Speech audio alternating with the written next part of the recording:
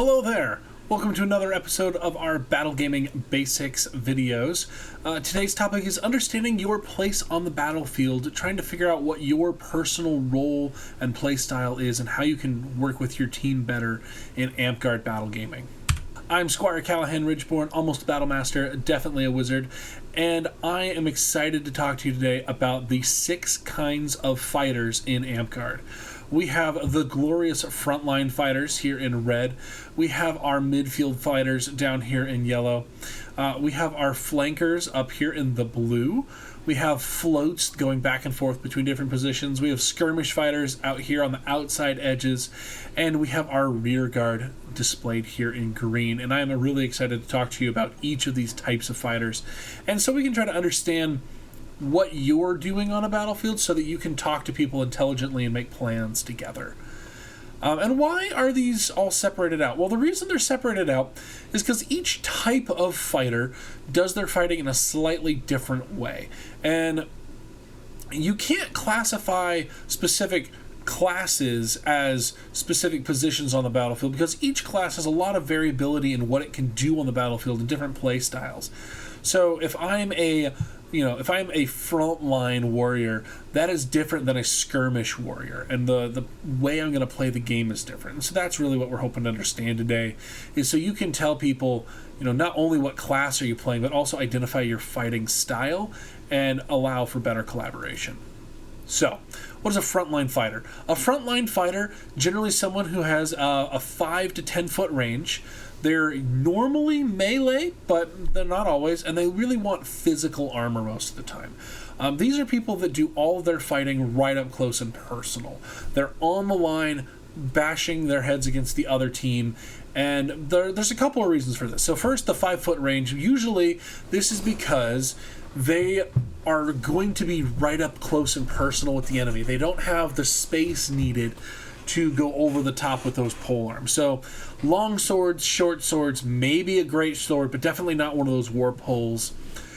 They're almost always melee. It's really hard to do archery on that front line because the range is too close. You can't get the full draw. And being a caster on the front lines is suboptimal because you really do want that physical armor. They don't want to rely on enchantments. They want to rely on having actual armor that they can wear because that's going to be consistent with every life. Right? So if you are a frontline fighter, those are some of the things that are going to help you know who you are. A midfield fighter, alternatively, is going to be 5 to 20 feet away from the enemy. Right? They're targeting the front line or maybe the midfield, and they're going to be usually lighter armored or unarmored players. This is places where your casters offensively are going to fit in, like your wizards, generally speaking, or maybe somebody with a pole arm, like a pole monk that is reaching past the warriors over the top with their pole arm to try to hit the enemy front line. And so that's your midfield. They're doing force 5 to 20 feet away. Your rear guard are 21 plus feet away from the front line. You're going to have your archery and your support casters back here. Maybe you're a healer that is holding back at base and pulling people off of respawn to resurrect them. Maybe you're an archer trying to project force downfield a lot further. But the rear guard fighters are defined by being 21 or further feet away from that front line.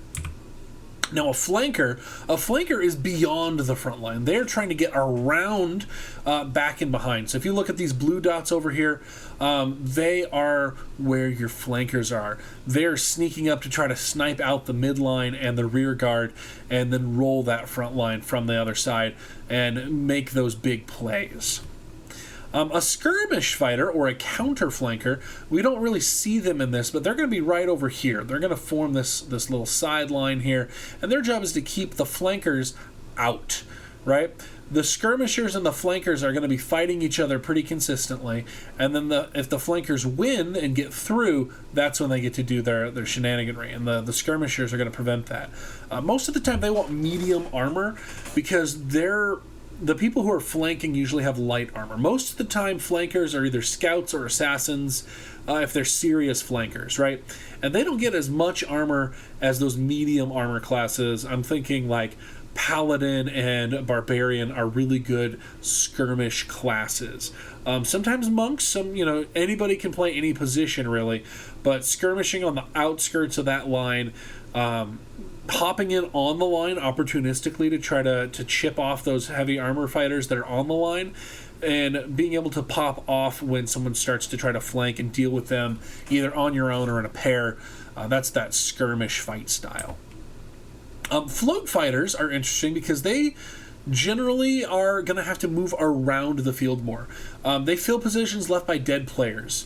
These could be those paladins. It could be a bard that is wearing some armor and wants to jump up into the front for just a minute. Maybe they're singing Song of Survival and they can push up with a more armored fighter to fill that gap. They're looking for strategic opportunities to push back against that line. Personally, I think of myself as a bit of a float wizard. I don't necessarily hit that front line. I'm sort of a midline floater, and I go from side to side trying to apply force wherever I think there is a need or an opportunity to really push in a battlefield. So that's your float fighter. So let's talk about some specific tactics here. So frontline fighters, what they want to do is they want to force compaction and not get out of position. Those are the two most important things for them.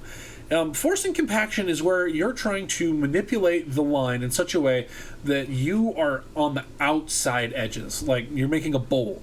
And this is a concept I got from football, actually. So if you're familiar with football, this is actually a football play generator here. And this here is the line of scrimmage. And so the idea when you're playing football is you want to, ideally, your best case scenario is you have a 2-to-1, where you have two people on your line of scrimmage hitting one guy on their line of scrimmage. And that's why in football you have your center, your guard, your tackle, and then your tight end. And on the defensive side, you have your center, or your nose guard rather, and then you have usually a guard on the either side of him. And so you've got 5 guys versus 3 guys. So what you do on offense is you compact people forward into like a reverse cone, and you're trying to funnel them all together so you can apply the most force. We do the same thing in Amtgard. If you can push them in such a way that you get to build a V around them and they get stuck in that V there, then you're hitting them from more than one side, and that will give you greater victory. A midfield fighter, support your team front line. That's the biggest, most important thing, is your front line needs to be between you and the enemy for you to be effective. Harming the enemy midline is really good because your midfield position and their midfield position puts you close enough to like cast spells at each other or maybe get a lucky polearm shot through. You're doing things to try to mess with this line the same way that these frontline fighters are, trying to compact. You're trying to help by eliminating somebody in here to force that compaction, right? Your rearguard fighters, they're trying to pick off the enemy flankers, VIP targets, the midline back here. You're trying to support your team. So if you're projecting force across, you're almost always going to be an archer of some kind. Aim for those squishy healers. Aim for those monks that aren't paying attention, those unarmored targets, to try to clean out that midline and let your front line do that compaction. Because the front line really is where everything is built off of. Your flanking fighters, they're always going to be hunting down people in the back line. And what do I mean by turkey hunt here? That's a great question. So I've never actually hunted turkeys myself, but when I was a lot younger, I read a book about Daniel Boone, and Daniel Boone went turkey hunting. And the trick for turkey hunting is if all the birds are like nested in a tree or something, if you shoot the bird in the front, all of them are going to fly away because they can see a problem. But if you shoot the one in the back, the one that's furthest away first, then they're not going to fly away because they don't necessarily know that they're under attack. So if you start all the way back at their respawn, flanking forward, and you kill every single player, yeah, they're going to yell, dead, dead, dead, but the front line might not hear. And so if you can get all the way forward, you can wipe an entire team out. Whereas if you go straight for a problematic cast or something and you don't take care of the archer first, well, that archer is going to be able to project force at you and make everyone aware, and now you're getting pincered. Skirmish countering on the counter flank side, you're preventing the collapse of the back line. You are preventing those flankers from getting in there, and you are secretly also a flanker. If you win the skirmish and you can press up and engage their skirmishers and you win that, keep on going. Go all the way through. If you deal with their flankers and you can out-skirmish the skirmish on the other team, that lets your flankers get really good and deep into the enemy backline. And then you can also get in there and start rolling some of these fighters down, collapsing that front line and allowing massive progression for your team. The float fighter, obvious strategies to fill the holes that are created. But don't forget to float. Don't get caught up in holding a position so long that you fail to see, like if you slide into this position here and then this side is about to collapse, you're not doing your job because you need to be over there reinforcing that side, and then hopefully that fighter comes back, the person you filled in for. So be sure to keep your head on a swivel if you're afloat. And that's some real basic strategy on how to know what position you are and some things you can do with that positioning to try to help generate a advantage for your team. Thank you for watching this video. If you've made it all the way in, please like and subscribe so you can get more battle gaming content. Give me a comment down in the comments what kind of fighter you are so that we can build a discussion and start to get to know where everybody thinks they fit on the battlefield. And if you think I'm wrong about something, tell me in the comments too. I'm happy to argue with you. Until next time, I'll see you in the next one.